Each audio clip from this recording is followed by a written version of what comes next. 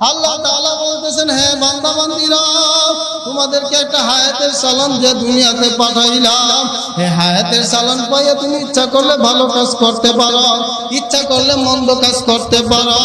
তুমি যাই কিছু করো না কেন, হায়াতের একটা সালাম দিয়ে তোমাকে পাঠাইলাম।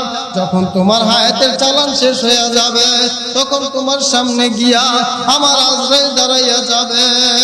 ও আমার মাইরা, ও আমার বন্ধুরা, আমরা ছোটবেলায় যখন ঘুড়ি উড়াইতাম, ঘুড়ি আকাশের উপর উঠে পাগলামি শুরু করিয়া দিত, একবার এদিক যায় একবার ওদিক যায়। তখন মনে মনে বলতাম, রে ঘুড়ি, তোকে তো আমি সুতাটা একটু ঢিল দিলাম, তোর যেদিক খুশি যাইতে পারো। যখন বেশি পাগলামি শুরু করবি, নাটাই তো হাতে রাখিয়া দিছি, এমন জোরে একটা টান মারবা, তোকে আমার হাতের মুঠে নিয়ে আসবা। ঠিক মাওলা আমাকে